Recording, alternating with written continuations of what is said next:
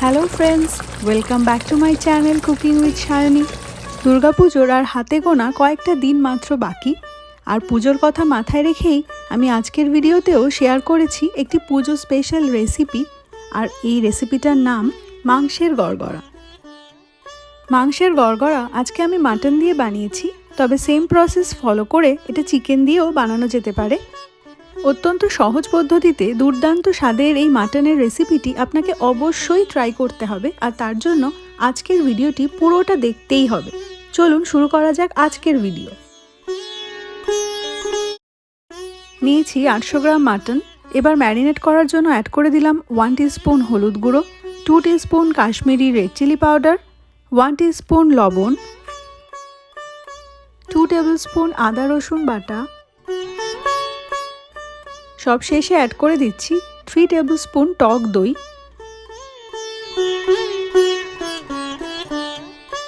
এই সমস্ত কিছু দিয়ে মাটনটাকে ম্যারিনেট করে আমি ফ্রিজে ওভারনাইট রেখে দিচ্ছি। আপনার হাতে সময় কম থাকলে 3 থেকে 4 ঘন্টা ম্যারিনেট করে রেখে দিলেই হবে। মাংসের গড়গড়ার অন্যতম প্রধান উপকরণ হলো বেরেস্তা, আর বেরেস্তাটাই আমি এখন রেডি করে নিচ্ছি। তার জন্য একটা ফ্রাইং প্যান গরম করে দিয়ে দিয়েছি 3 টেবিলস্পুন সাদা তেল। তেল গরম হয়ে যাওয়ার পরে অ্যাড করে দিচ্ছি স্লাইস করে কেটে রাখা পেঁয়াজ। এখানে একটা বড় সাইজের পেঁয়াজ আমি স্লাইস করে কেটে রেখেছিলাম, সেটাই অ্যাড করে দিলাম।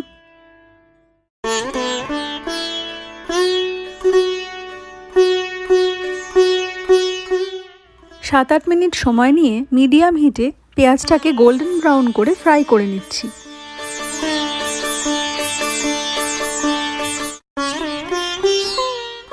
পেঁয়াজটা ভাজা হয়ে গেছে, আমি কড়াই থেকে তুলে নিচ্ছি।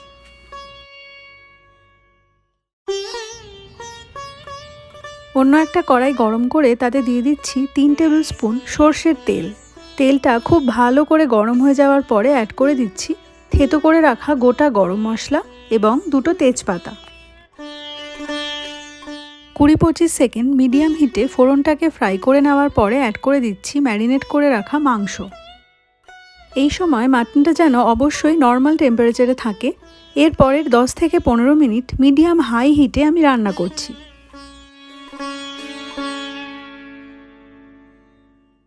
হাই হিটে রান্না করার ফলে মাটন থেকে বেশ কিছুটা জল রিলিজ হয়েছে। এরপর আরও আধ ঘন্টা সময় নিয়ে মাটনটাকে আমি কষিয়ে নিচ্ছি।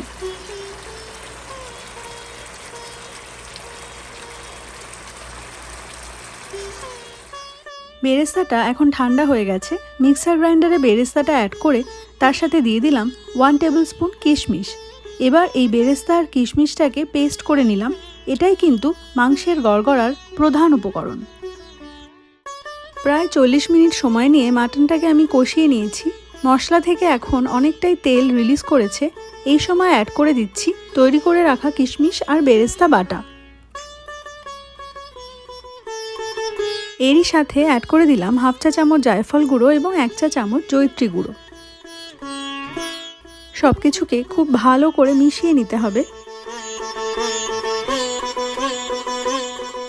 মিক্সার গ্রাইন্ডারটা ধুয়ে প্রায় 2 কাপ মতো জল আমি অ্যাড করে দিচ্ছি। এরপর লো মিডিয়াম হিটে 20 থেকে 25 মিনিট সময় নিয়ে আমি রান্না করছি। ঝোলটা এখন ফুটতে শুরু করেছে। এই সময় ঢাকা দিয়ে 40 থেকে 50 মিনিট সময় নিয়ে লো মিডিয়াম হিটে আমি রান্না করব। তবে অবশ্যই মাঝে মাঝে ঢাকনা খুলে সব কিছুকে খুব ভালো করে নেড়ে দিতে হবে। আধ ঘন্টা পরে ঢাকনা খুলে অ্যাড করে দিচ্ছি 6-7টা চেরা কাঁচা লঙ্কা এবং স্বাদ অনুসারে লবণ। তবে ঝাল আর লবণটা আপনি আপনার স্বাদ অনুসারে অ্যাড করবেন। আমি আজকে সম্পূর্ণ রান্নাটা কড়াইতেই করেছি, তবে আপনি চাইলে প্রেসার কুকারেও মাটনটা বয়েল করে নিতে পারেন। তবে এত সময় ধরে মশলা কষিয়ে কষিয়ে রান্না করার ফলে কড়াইতে মাটন রান্নার টেস্ট অনেক বেশি হয়।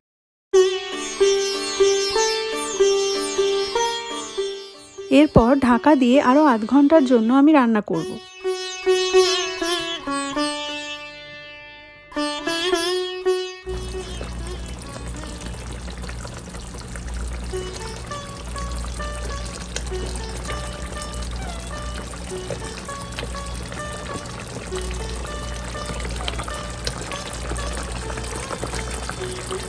প্রায় 40 মিনিট আমি রান্না করে নেওয়ার পরে ঢাকনা খুলে চেক করে নিচ্ছি মাটনটা সেদ্ধ হয়েছে কিনা।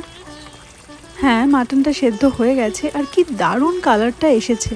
বেরেস্তা এবং কিশমিশ একসঙ্গে বেটে দেওয়ার ফলে এত সুন্দর কালার এসেছে।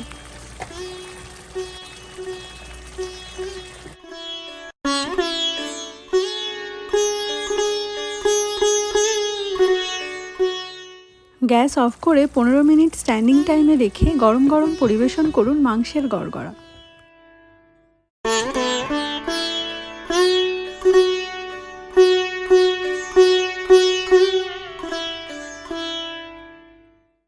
গরম গরম ভাত, রুটি কিংবা পোলাও যে কোনো কিছুর সাথেই এই মাংসের গড়গড়া খেতে অসাধারণ লাগে। আমার কথা শুনে মাটনের এই রেসিপিটি আপনি অবশ্যই বাড়িতে ট্রাই করুন। আমি জানি ভালো আপনার লাগবেই। আমার আজকের ভিডিও ভালো লাগলে প্রচুর লাইক এবং সবার সাথে শেয়ার করুন আর আমার চ্যানেলকে সাবস্ক্রাইব করে আমার পাশে থাকুন। দেখা হচ্ছে পরের নতুন ভিডিও নিয়ে, ততক্ষণের জন্য বাই।